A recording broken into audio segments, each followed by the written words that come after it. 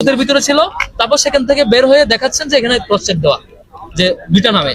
তারপরে শিক্ষকরা সেই সন্দেহ দূরীকরণের জন্য সেটি দিয়ে তাকে এক্সচেঞ্জ করে দেয় এবং ওনারা নাকি ক্যামেরা অন করে সবগুলো ব্যালট পেপার আবার চেক করে, কোনো চিহ্ন পায় নাই।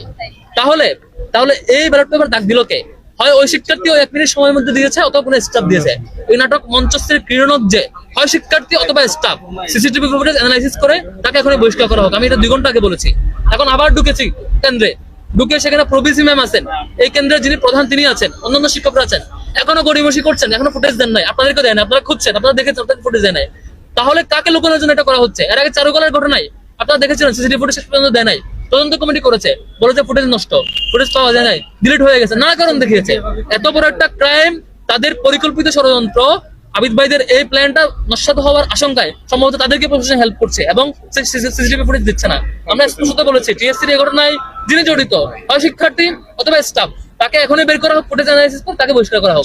তার বিরুদ্ধে কয়েকটা বিচ্ছিন্ন ঘটনা ছাড়া সব মিলিয়ে কি এখন কি আপনারা বলছেন যে ভোট সুষ্ঠু হচ্ছে? শিক্ষার্থীরা দারুণ ভাবে এনজয় করছে, ভোট কাস্টিং এর রেশিওটা ভালো, বেশ সারি সারি আনাবাসী শিক্ষার্থীরা আসছে, এই জিনিসটা দারুণ ছিল।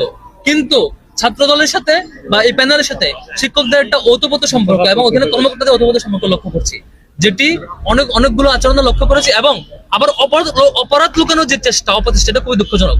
আমরা বলেছি ভাই টিএসসি ঘটনা ঘটেছে, অভিযোগ দিচ্ছেন, ফুটেজ বের করেন, ফুটেজ আপলোড দেন, কেমন ছিল সেটা আপলোড দিয়ে অপরাধীকে শাস্তি দেন। এখন 3-4 ঘন্টা হয়ে গেছে, সেটা ঘটনা 11টার দিকে, এখন 3টা বাজে, আপনি ফুটেজ দেন না কেন? এখনো অভিযোগ আসছে 1টার দিকে, 1টার পরে 2টা বাজে, 1:30টার আগে, 1:20 বা 15 আমি এগিয়ে এসে আপনাদেরকে অভিযোগ দিয়ে গেছি যেটা ফুটেজ বের করা হোক। এখন বাজে 3টা, এখনো ফুটেজ কেন আসে নাই? একটা ক্যামেরা থেকে ফুটেজ বের করতে কতক্ষণ লাগে? একটু প্লেব্যাকে গিয়ে তো এখানে বের করা যায়, 1 মিনিট 2 মিনিট লাগে, এখন আসে নাই কেন? নিশ্চয় এটা কাউকে লুকানোর জন্য, কোন অপরাধী চক্রকে লুকানোর জন্য, এই দুষ্ট চক্রকে হেল্প করার জন্য প্রশাসন এটি করছে।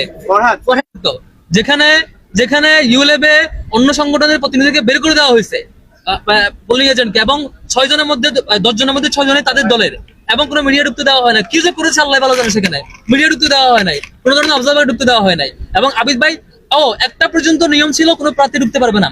আবিদ ভাই যখন সকাল 7টা থেকে শুরু করছে আল্লাহর রহমতে, 7:30 বাজে ঢুকছে হচ্ছে ক্লাবে, বিশ্ববিদ্যালয় ক্লাবে, 7:30 আপনি রিপোর্টিং দেখবেন, 7:30 থেকে শুরু করছে আবিদ ভাইয়ের যাত্রা প্রত্যেকটা সেন্টারে ঢোকা।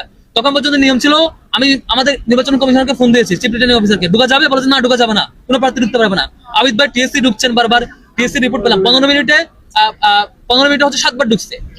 আর হচ্ছে ইউনিভার্সিটি ক্লাবে এখন পর্যন্ত 10-12 বার ঢুকছে, তিনি বারবার ঢুকছেন, বেশ ভালোভাবে ঢুকছেন। হঠাৎ 1:30টার পরে ইউনিভার্সিটি প্রশাসন বলছে যে এখন বিপিজিএসএসি প্রার্থীরা ঢুকতে পারবে। কেন এটা? এই নাটক কেন? মানে আপনি সকাল থেকে 1টা পর্যন্ত তাদেরকে ফেভার দিচ্ছেন, ফেভার দিয়ে এখন যখন তারা সব তাদের অধিকার চর্চা করে ফেলেছে, এখন বলছেন তোমরা ঢুকতে পারবা। এবার বারবার এটি করছে।